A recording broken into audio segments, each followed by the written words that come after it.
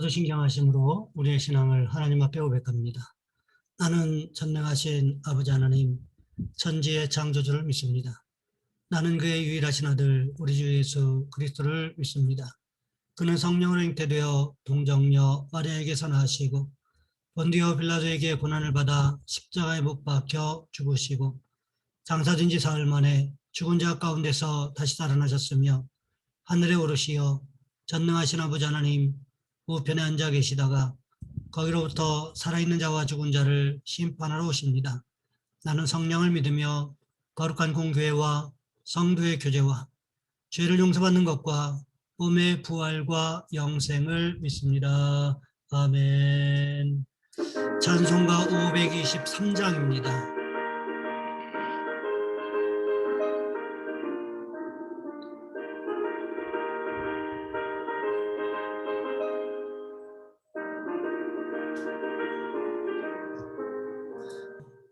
모든 죄악길에서 목자 없는 양같이 모든 사람 길 찾아 헤맨다. 자비하신 하나님 독생자를 보내서 너를 지금 부르니 나오라. 이때라 주의 긍휼 받을 때가 이때라. 지금 주께 나와 겸손하게 아뢰라. 구원함을 얻으리. 험한 십자가 위에 달려 돌아가신 주 다시 살아나셨네 기쁘다. 죄인 구원하실 때 어서 주께 나와 크신 은혜 구하라. 이때라 주의 긍휼 받을 때가 이때라. 지금 주께 나와 겸손하게 아뢰라. 구원함을 얻으리.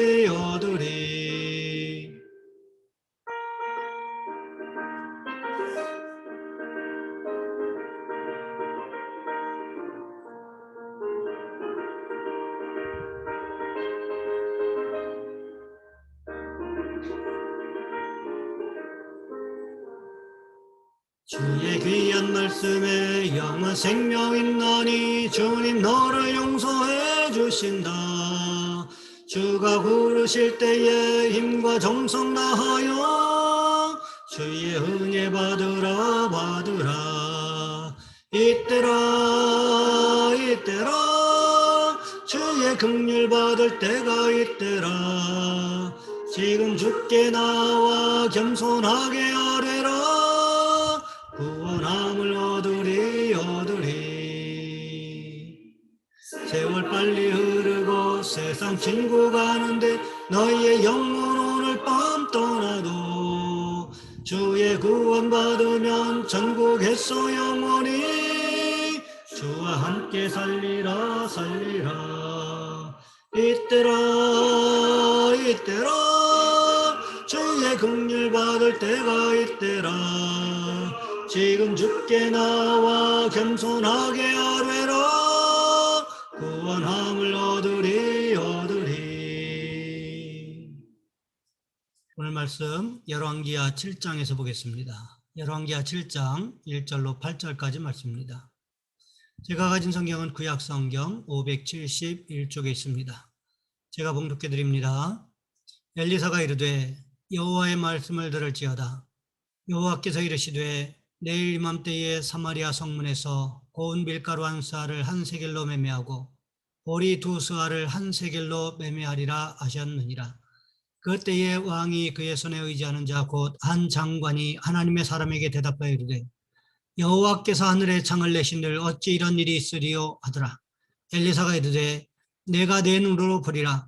그러나 그것을 먹지는 못하리라 하니라. 성문 어귀에 나병 환자 4사람이 있더니 그 친구에게 서로 말하되 우리가 어찌하여 여기 앉아서 죽기를 기다리랴. 만일 우리가 성읍으로 가자고 말한다면 성읍에는 굶주림이 있으니 우리가 거기서 죽을 것이요 만일 우리가 여기서 머무르면 역시 우리가 죽을 것이라. 그런즉 우리가 가서 아람 군대에게 항복하자. 그들이 우리를 살려두면 살 것이요 우리를 죽이면 죽을 것이라 하고 아람 진으로 가려 하여 해질 무렵에 일어나 아람 진영 끝에 이르러본즉 그곳에 한 사람도 없으니 이는 주께서 아람 군대로 병거의 소리와 말소리와 큰 군대의 소리를 듣게 하셨으므로 아람 사람이 서로 말하기를 이스라엘 왕이 우리를 치려하여 헷 사람의 왕들과 애굽 왕들에게 값을 주고 그들을 우리에게 오게 하였다 하고 해질 무렵에 일어나서 도망하되 그 장막과 말과 나귀를 버리고 진영을 그대로 두고 목숨을 위하여 도망하였습니다. 그 나병 환자들이 진영 끝에 이르자 한 장막에 들어가서 먹고 마시고 거기서 은과 금과 의복을 가지고 가서 감추고 다시 와서 다른 장막에 들어가 거기서도 가지고 가서 감추니라. 오늘 본문의 말씀을 가지고 엘리사의 예언과 하나님의 일하심이라는 제목으로 함께 말씀을 살펴보겠습니다. 안찬호 선교사님의 들어쓰심이라는 책에 보면 마사이족 선교를 위해 선교지에 들어가서 일어났던 일들을 기록하고 있습니다. 처음 아프리카 땅을 밟고 선교를 위해 정탐하던 중 묵쿠타니 지역에 이르러 식사를 하게 됩니다. 그런데 한 원주민이 다가와 묻습니다. 당신은 선교사입니까? 그렇다고 대답하자 원주민은 할렐루야를 외치며 주님께 감사하다고 말합니다. 바로 이곳에서 주님의 음성을 듣고 선교사를 기다리고 있었다는 것입니다. 그래서 계획에도 없이 원주민의 안내를 따라 마사이족이 있는 마을에 들어가게 되었는데 얼마쯤 가다가 동행하던 전도사는 이것이 너무 무서운 지역이라 같이 갈 수 없다며 돌아가고 혼자 들어가게 되었답니다.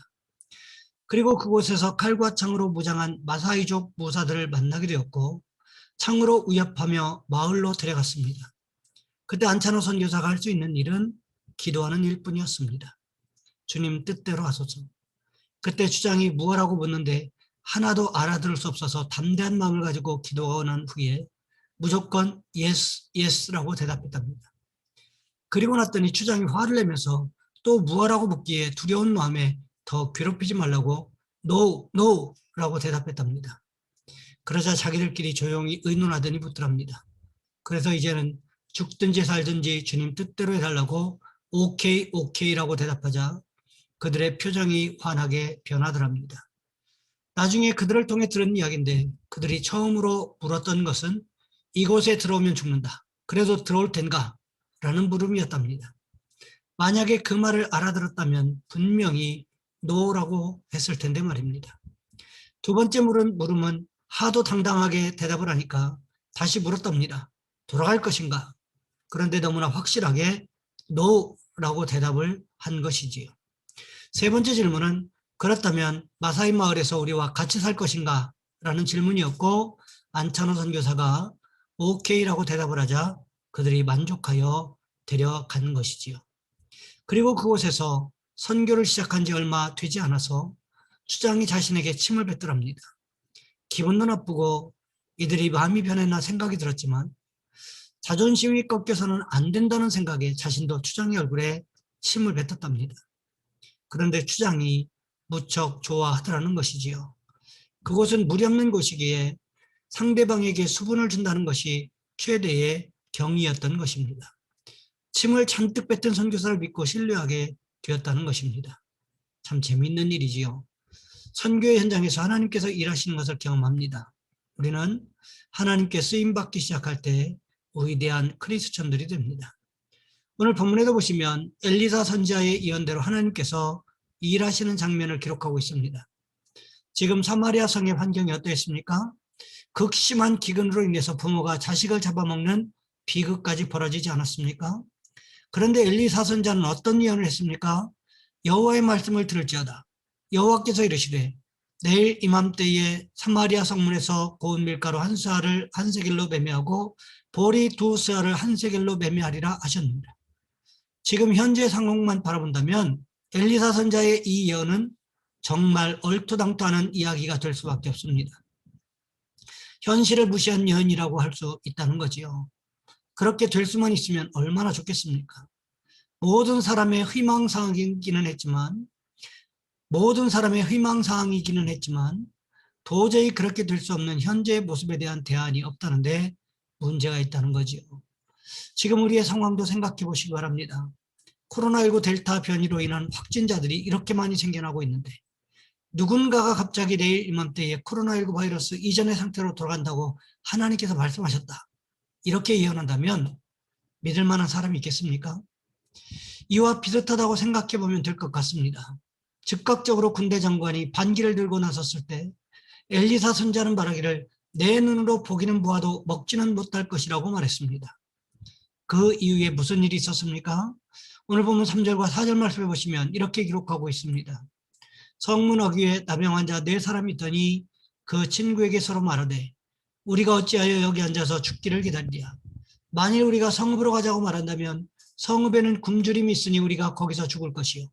만일 우리가 여기서 머무르면 역시 우리가 죽을 것이라. 그런즉 우리가 가서 아람 군대에게 항복하자. 그들이 우리를 살려두면 살 것이요 우리를 죽이면 죽을 것이라 하고.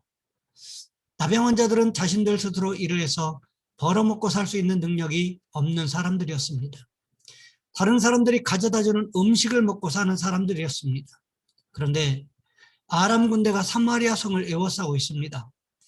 그러니 사마리아 성에 있는 사람들이 나병 환자들에게 음식을 가져다 줄 수 있는 통로가 막혔습니다. 그렇다고 이대로 쫄쫄 굶고 있다가는 곧 죽을 것만 같았습니다. 그래서 아람 군대에게 가서 항복하자는 거지요. 아람 군대에 칼에 죽거나 여기 있다가 굶어 죽거나 매 한 가지라는 결론을 내리게 되었습니다. 그래서 나병 환자 4명이 아람 군대에게 항복하러 달려갔습니다. 그런데 이상한 일이 일어났습니다. 나병 환자 4명이서 막상 아람 군대의 진영에 도착해 보니까 아람 군대의 진영이 텅텅 비어 있었습니다. 군수물자들, 특히 식량들이 그대로 널브러져 있는 것이 급작스럽게 도망가느라고 아무것도 챙기지 못한 것 같았습니다. 이것을 오늘 본문 말씀은 어떻게 기록하고 있습니까? 오늘 본문 6절과 7절 말씀해 보시면 이렇게 기록하고 있습니다. 이는 주께서 아람 군대로 병거 소리와 말소리와 큰 군대의 소리를 듣게 하셨으므로 아람 사람이 서로 말하기를 이스라엘 왕이 우리를 치려하여 헷 사람의 왕들과 애굽 왕들에게 값을 주고 그들을 우리에게 오게 하였다고. 해질 무렵에 일어나서 도망하되 그 장막과 말과 나귀를 버리고 진영을 그대로 두고 목숨을 위하여 도망하였습니다. 하나님께서 어떻게 일하셨습니까? 아람 군대로 하여금 환청을 듣게 만드셨다는 것입니다. 실제로 4명의 나병 환자들이 달려가고 있었는데 이것이 큰 병거 소리와 말소리와 큰 군대 소리로 들리게 만드셨다는 거지요. 이것이 상식적으로 가능한 일입니까? 사실 불가능한 일이지요. 어떻게 가능했습니까? 하나님께서 일하셨기 때문에 가능했다는 것입니다. 기드온과 300용사를 생각해 보시기 바랍니다. 300명을 데리고 미디안과 동방연합군 13만 5천 명을 이긴다고 하는 것이 가능한 일이겠습니까? 그들이 한 일은 무엇이었습니까? 한밤중에 항아리 속에 횃불을 숨겨두었다가 항아리를 깨버리고 횃불을 흔들면서 여호와를 위하여 기드온을 위하여 라고 외치는 것이 전부였습니다. 생각해 보시기 바랍니다. 이런 전략과 전술을 가지고 전쟁에서 승리할 수 있겠습니까? 사실 이런 전략과 전술을 가지고 전쟁에서 승리한다고 하는 것은 불가능에 가까운 일입니다. 그런데 어떻게 이길 수 있었습니까? 하나님께서 앞서 나가셔서 일하셨기 때문이라는 거지요. 이런 전쟁은 성경에 수없이 기록되어 있다는 거지요. 오늘 본문에도 보시기 바랍니다. 이런 것이 가능하기는 한 일이었겠습니까? 이런 소리가 들리면 척구병을 보내서 조금만 상황을 파악해 보면 금방 알 수 있는 것들 아니겠습니까? 그럼에도 불구하고 왜 이런 일이 일어났습니까? 사마리아 성의 환경을 이전으로 돌려놓으시겠다고 약속하셨던 하나님의 말씀을 지키기 위해서였다는 거지요. 하나님은 약속대로 일하시는 분이심을 우리는 기억해야 한다는 것입니다. 그러니 여러분 우리도 어떻게 할까요? 하나님께서 일하실 것을 믿고 따라가는 저와 여러분 우리 모두가 되시기를 주님의 이름으로 부탁을 드립니다. 이 시간 우리 한 목소리 함께 기도하겠습니다. 하나님은 약속대로 일하심하고 우리에게 말씀하셨는데 우리가 그 말씀을 기억하고 그 말씀대로 살아가는 모습이 있게 도와주옵소서. 또한 기도하실 것은 오늘 드려질 주일 예배를 위해서 예배마다 하나님 은혜를 달라고 깨달음을 달라고 이 시간 우리 주여 한번 간절히 부르신 후에 한 목소리 함께 기도합니다. 주여 사랑의 하나님 우리를 도와주시기를 원합니다.